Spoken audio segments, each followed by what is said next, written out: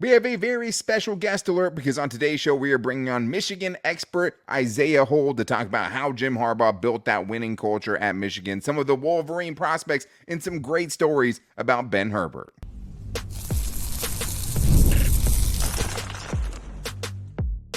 You are Locked On Chargers, your daily podcast on the Los Angeles Chargers. Part of the Locked On Podcast Network, your team every day.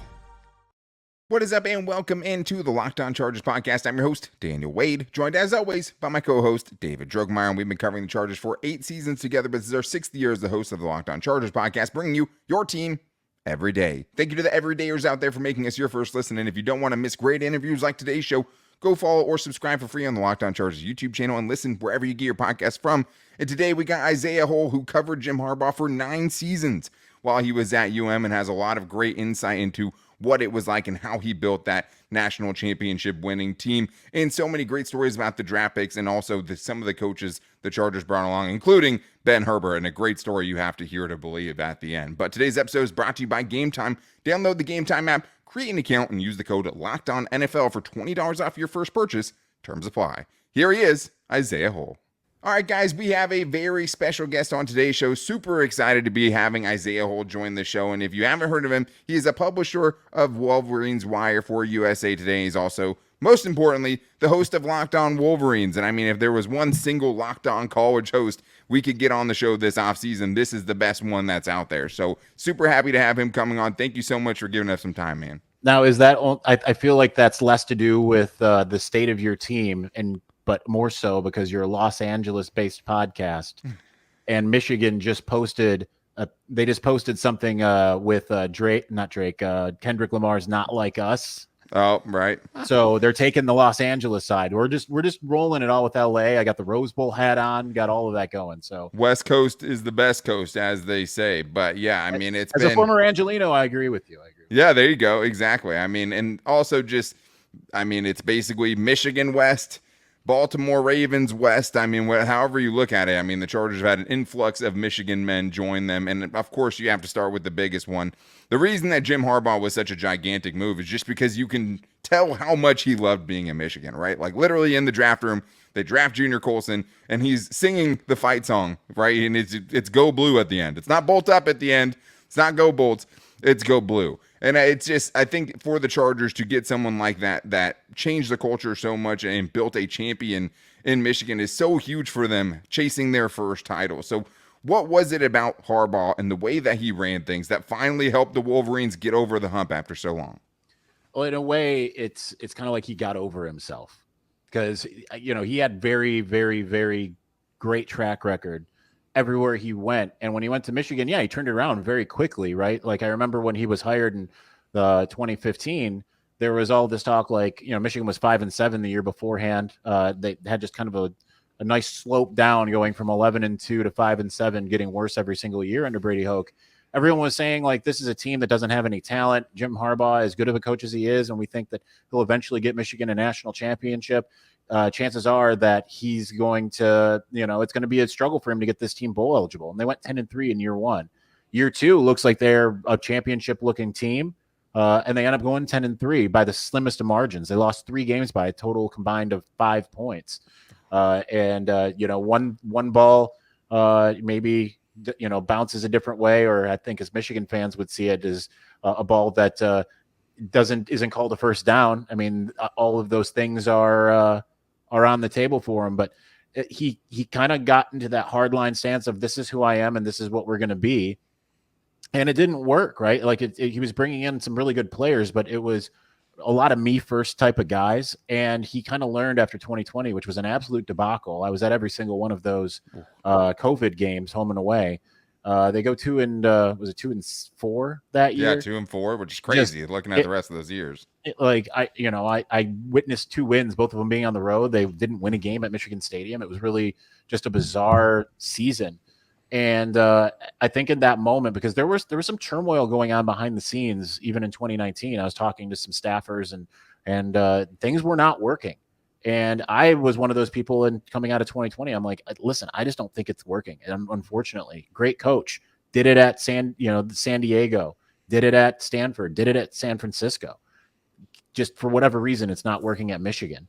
The Ohio State obviously was a big problem, but suddenly he kind of took a step outside of himself and recognized, like, I'm trying to do this as being a coach-led team, and what I need to do is take off the reins a little bit, let my coaches work a bit, get away from what I consider to be my ethos, or even in some ways kind of pushing too hard, right? Because he did kind of actually go away from his own kind of what he wanted to do offensively when he brought Josh Gaddis in as offensive coordinator, and there was all this talk speed and space and modernizing, kind of having a little bit more of a pro spread.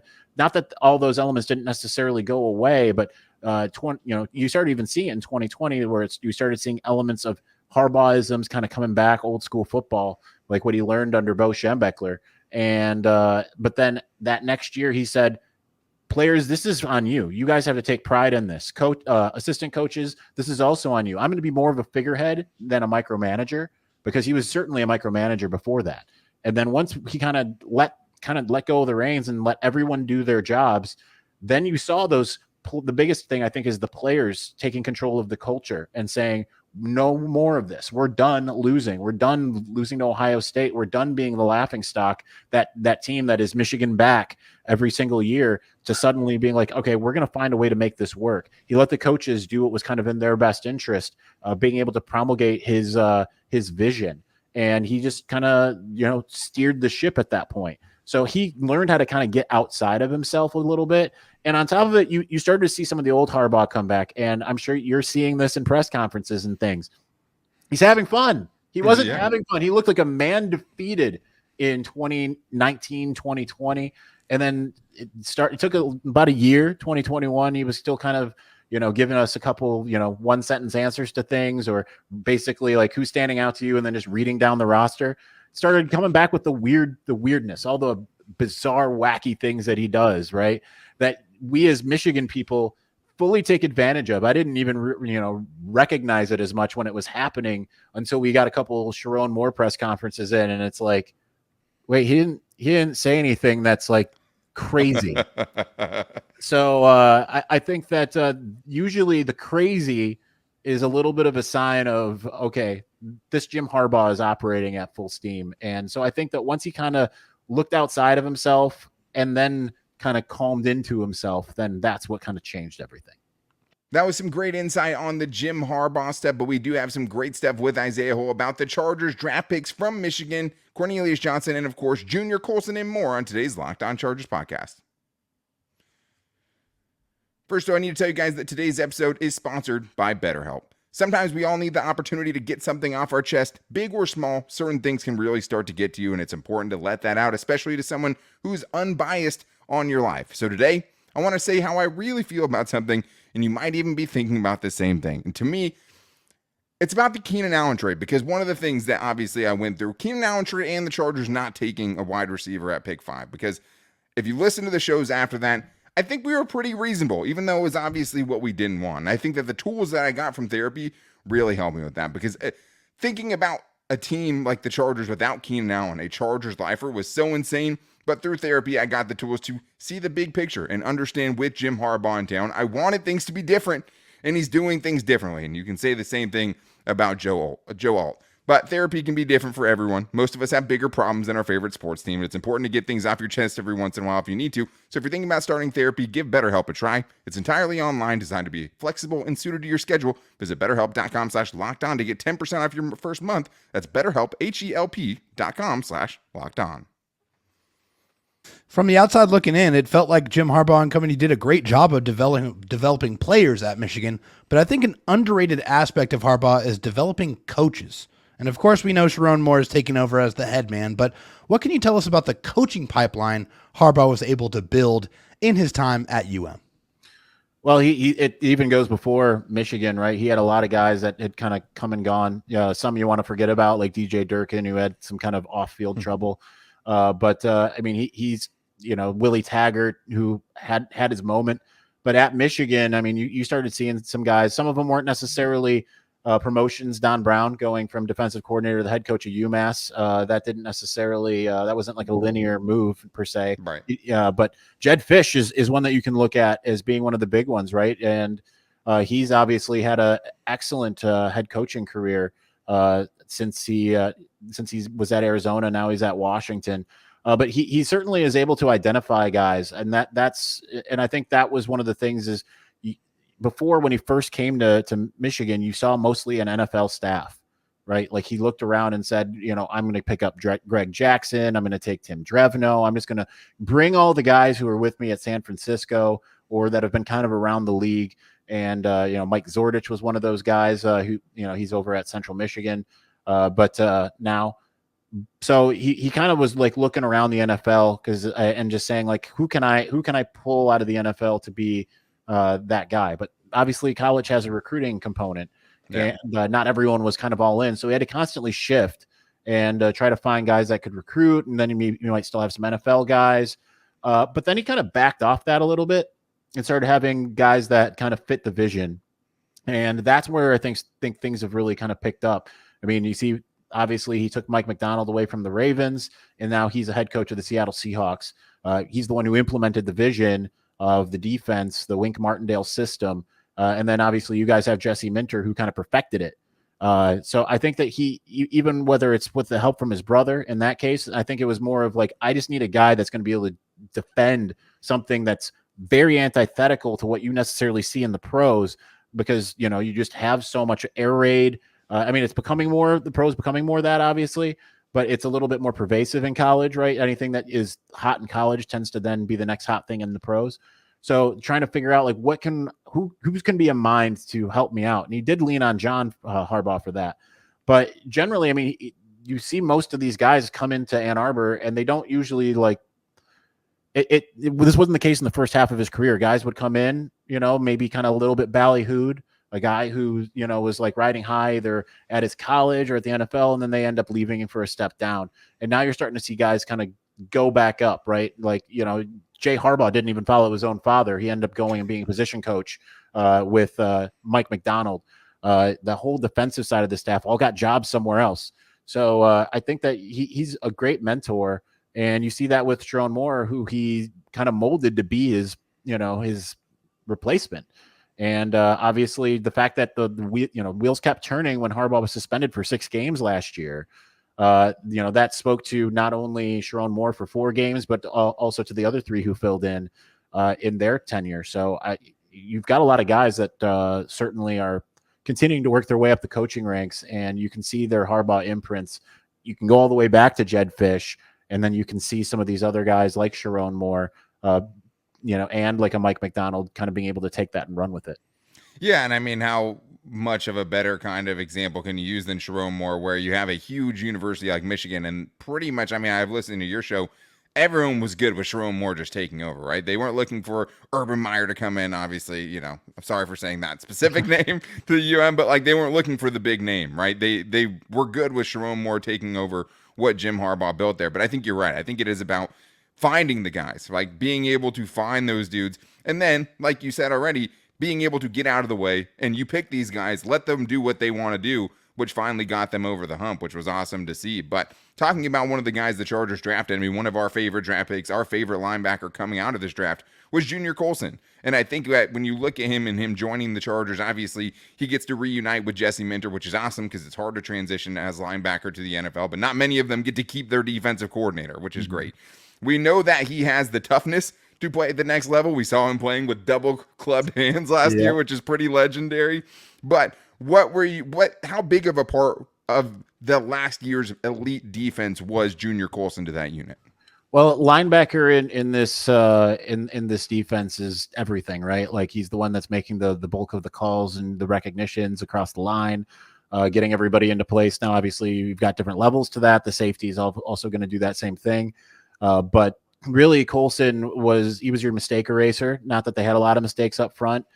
He was able to play with the speed that you hoped that you were going to be able to see, particularly his junior year, because he kind of fell off a little bit in his sophomore campaign compared to the freshman when he's kind of coming in and he's a freshman All-American.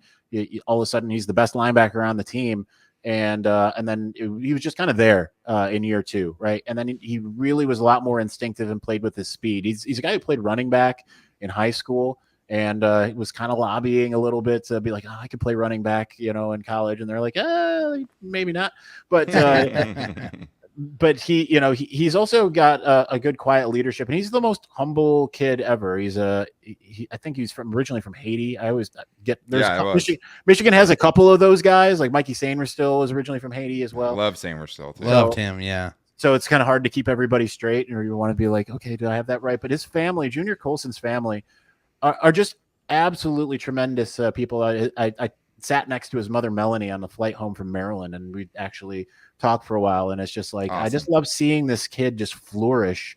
And he's all about business. He's not about like, having the big press conference bite. He's not about necessarily having the big show off moment. I don't have a ton of pictures. There's many places he made. I don't have a ton of pictures of Junior Coulson with these like elaborate celebrations. Maybe that changes in the NFL. But he's all about business. And I think he made a lot of Michigan fans forget about Devin Bush, who I think was the best linebacker Michigan maybe has ever had, really in the 2018 season. Junior Coulson might not have been the same heat-seeking missile, but he was just really played within himself and, found ways to make plays. He wasn't necessarily going to have those highlight hits, but he was going to be in the right position to make the play and just be able to get up, hand the ball to the ref, move on. And I think that's what you need. And I think it does bode very well that he's going to be playing in the same system with the same defensive coordinator, because he knows everything about that defense. He knows that defense probably better than anyone else other than Jesse Minter in that room. So that's gonna certainly help not just him, but everyone else around him. Awesome. We always had a feeling that Jim Harbaugh was going to find a way to draft a couple of Michigan Wolverines. How many was he going to draft? Yeah, he was able to grab two of those guys. And, of course, Junior Coulson was the first. Cornelius Johnson was the second, with the last pick in the 7th round. One thing we noticed right away about Cornelius Johnson was his toughness and his ability to run block. What were your favorite parts of his game during his time at Michigan? He's also a precise route runner. That's kind of what he prides himself on, is just being like an absolute tactician out there. I think the best part about Cornelius Johnson, this is going to sound really weird, is the moment you count him out, because he was a streaky receiver for Michigan a lot of the times. So like he would have those moments where I do photos on game day, so I'm on the sidelines. Awesome. And I'm sitting there talking to whatever photographer standing next to me. I remember specifically at the Indiana game in 2022. Michigan, you burst out with Blake Corum and got the early lead, and then suddenly it just stagnated when Mike Hart went down with a seizure. The whole team was shook, right? And what's more, they're trying to pass the ball, and they're throwing it to Cornelius Johnson, and he's just missing easy catches. And that was kind of par for the course for Cornelius Johnson at times. I turned to the guy next to me, and I'm like, what is it? Why do they just keep having faith in this guy? I think he's got to be done, right? And then he goes off for 2 touchdowns, making these like highlight reel grabs and just suddenly looking like an NFL player. It seemed like any time that I got to that point where I'm like, he's being too streaky in this particular game, when they're really looking at him and saying, we need to go to this guy, it's like he makes a mistake, makes another mistake, and then he doesn't make those mistakes anymore. He had the best part of his entire career, without question, were the 2 touchdowns against Ohio State in 2022. That was a game where everyone was saying Michigan could not throw it deep with J.J. McCarthy, that Ohio State had the aerial attack and Michigan didn't. Michigan was without Blake Corum because of his knee injury. It looked like it was very unlikely that they were going to go into Columbus and not be able to go and win a game that in a place that they hadn't won in 20 years. Ohio State was angry, right? They felt that the year before was an aberration. Ohio State scores first. And then you have this play where J.J. McCarthy, he's facing a blitz and just goes to his outlet, a well-covered Cornelius Johnson, who takes it, turns it upfield, boom, 40-plus yard touchdown.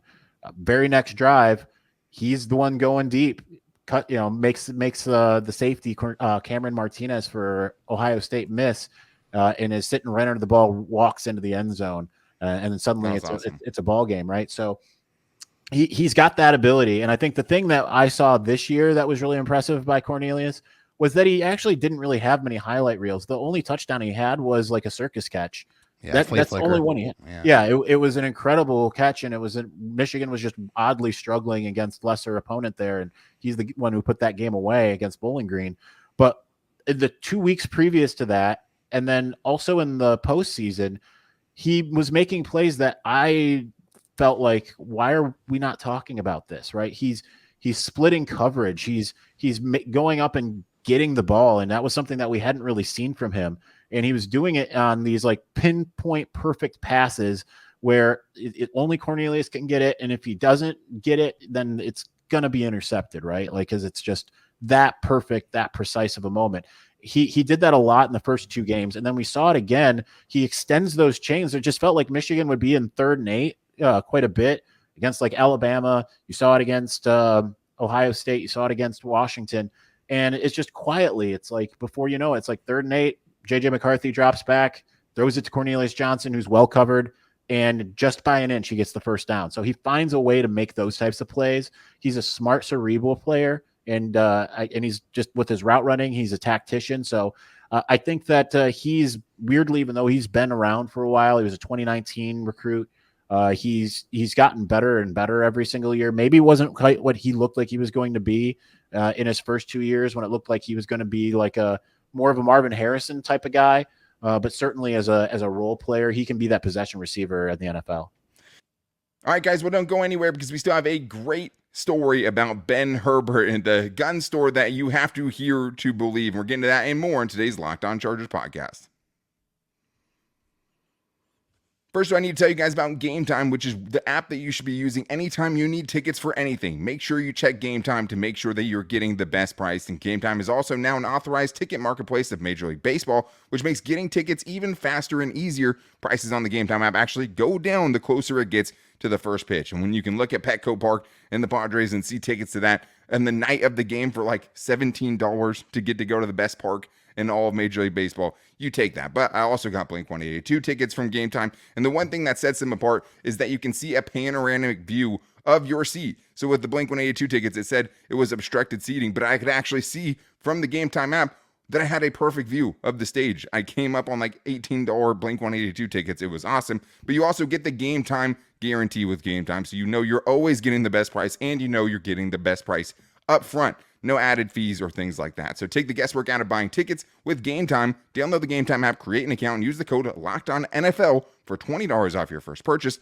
Terms apply, but again, create an account, redeem the code LOCKEDONNFL for $20 off. Download the Game Time app today. Last minute tickets, lowest price, guaranteed. Yeah, it'd be great to see the battle that goes on between him and Brendan Rice from USC, 2 7th round picks, right, in a very loaded, now crowded receiving room for the Chargers. But I thought it was always impressive, especially for a super run-heavy team, to get the buy-in that they do from their receivers, to even if they don't get targeted for half of a game, to continue to go out there and block, continue to try to get to the next level and block for somebody else who might be catching the ball behind you.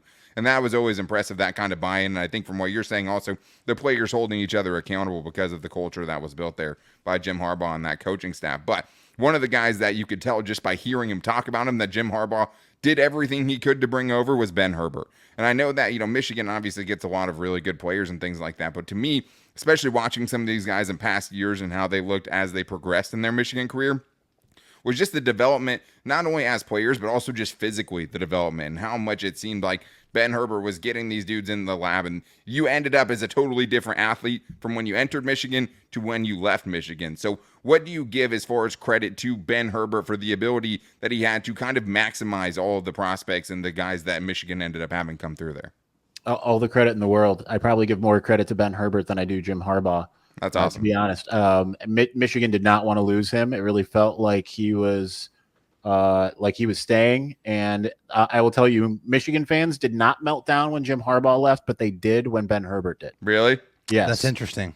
Because they felt like, okay, what Jim built is something that's sustainable if they keep Ben Herbert. And obviously they didn't. But he was the stabilizing force, really. And because you keep in mind, it's going to be different in the NFL. So I'm curious to see how this will work. Sure. Because in college, right, you spend way more time with your strength and conditioning coach than you do anyone else. Whereas in the NFL, as you know, it's a little different. Guys can work out on their own. You know, Yeah. some OTAs are voluntary and Not things as of much that nature. mandatory time you have to spend there, right? Exactly. So if I'm a Chargers player, though, I'm looking at Ben Herbert and saying exactly what Aiden Hutchinson said to him, which is, I want you to ring me out. I want you to give me everything that I can handle. Because if you do that, if you go in and say, do with me what you will, then you're going to be in a much better place, because we're as much as this is where Michigan fans laugh at a lot of these rivals that come at them about the whole sign stealing thing, right? You can sit there and say that it's the signs and that Michigan knew what was going on. I mean, sign stealing is prevalent in college football. It's every team does it. Right. But how does that explain that you could see Michigan guys looking that have played a whole game? I know they were deep in rotation, but Michigan guys who mostly played a whole game looking absolutely fresh, and you can look across the line and on either side of the ball and see guys' hands on their hips. They look like they've tapped out. I've heard this from specifically linemen throughout the last 3 years, is they can tell when the other team is too tired, when the other team's tapped out. It's Ben Herbert makes the entire difference for that fourth quarter. They still feel like we can go another game after this, right? Like there's a lot of these times where even guys like Blake Corum, who was just an absolute monster for how compact he was, is saying like, I carried the ball 30 times. I could have carried it 90. So, and then you look at a guy like Aiden Hutchinson, who is obviously with the Detroit Lions now. He got his physique at Michigan, and I covered him in high school, and he was just kind of like a big, frumpy, chubby dude, like, and that's kind of what you expect from a defensive end, at least in that kind of era, but he looks like he could play wide receiver, right? And he's absolutely dominating in the NFL. And a lot of that, again, Ben Herbert, right? Because Ben Herbert came in 2018 and spent his entire time with Aiden Hutchinson. So he is a type of guy that's going to change. And he's got an amazing personality. I'm sure you've seen him. He is terrifying. Yeah. Intense stare, for sure. Yes. Jim Harbaugh even said the first time he met him, he had to try to avert his gaze. I'm sad he's gone, for not just the Michigan reason, but I stood in there this last year at Maryland. I'm like, all right, Ben Herbert's standing by himself. I'm going to go have a conversation. I'm going to look him in the eyes. I'm going to shake his hand. We're going to talk about guns and tough man stuff. And I'm going to be right along with him. And I was, and it was like, I was like, oh, let's do something this summer. He's like, yeah, let's do it. And I'm like, it's going to be scary, but let's do it. But he's like the most intense. You live to tell the story. That's awesome, man. I mean, I think I would definitely have to avert my gaze if, Ben Herbert, I mean, just like even his press conference, man, just like the stare, like just the intensity in which he carries himself. I was at one of the practices and like, it's just silent. Like everyone is hanging on every word. And those guys have known him for, a couple months. But like the respect that he gets from his players, the kind of just the way he carries himself was intense, man. And I was 20 yards away. I'll share this. I shared this on my podcast before. This is inside info on Ben Herbert. So this just speaks to how intense he is, not even when you're not even looking, even when you have no idea. So I'm a big 2A guy. I don't know how much people love or hate that, but it is what it is. And I was a member briefly at this firearms store in Ann Arbor, and they did like training and stuff like that. They all knew that I write covering Michigan, and I go in. So like they'd always be like, oh, just saw this guy and just saw this guy, and then so the main instructor there, this guy named Robbie, he says to me, he's like, oh, Ben Herbert's in here all the time, and I've actually I'm his one-on-one personal trainer. He's hired me very specifically to train him. And he's like, what's kind of scary about him? I'm like, what? And he's like, just gave me all the money up front and says, I want you to turn me into John Wick. And it's like, that's awesome. I see that. And that is even more terrifying. So next time you go to have to look him in the eyes, know that guy wants to be able to take out a whole city on his own. And as far as I've heard, he has that capability now in his arsenal. So he's the real deal.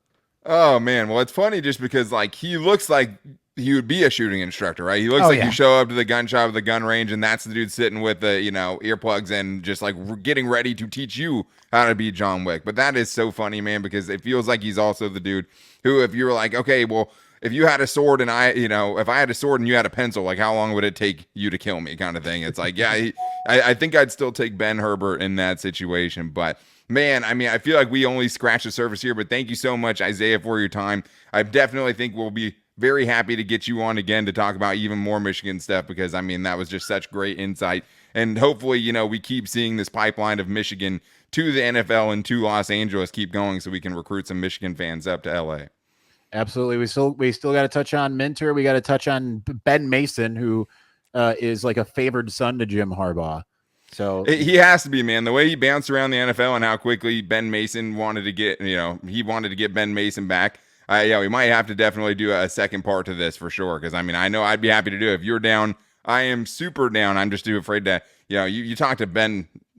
Talking Ben Herbert face to face, I don't want to cross you either. You know what I mean? I mean, just if you've been in that aura and we're able to survive it, I mean, I got to be careful as well. But you know what? No, it's fine. Like I said, former Angelino, I lived out there for 4 years. I'm all Kendrick on the Drake beef. And the beef. So Jim Harbaugh, it's a safe space right here. All right, man. Well, we'll talk to you soon. Thank you so much for your time, bro. We really appreciate it. My pleasure. One other special thank you to Isaiah Hole. I mean, we were talking after, and we're definitely going to have him back on because there are some outrageous Jim Harbaugh stories after we heard that John Wick story. We're like, okay, we need to dig back into this. So we're definitely going to double up and run it back with Isaiah Hole, who was awesome. But make sure you guys go follow him on Twitter at Isaiah Hole to hear everything that he has to say about Michigan, because I'm sure we're going to see some prospects continuing to go to the Chargers. But make sure you guys are back tomorrow for Fan Mail Friday. If you guys want to hit us up at Locked On LAC on Twitter, or leave a 30-second voicemail at 323-524-7924. If you do that, you're likely going to get on the show. But you can also find the show every day on our Twitter at Locked On LAC, but also on our Instagram at Locked On Chargers and our Locked On Chargers Facebook page. You can also hit me and David up with questions. You can find me at Dan Talk Sports and David Drogemeyer at Dro Talk SD on Twitter.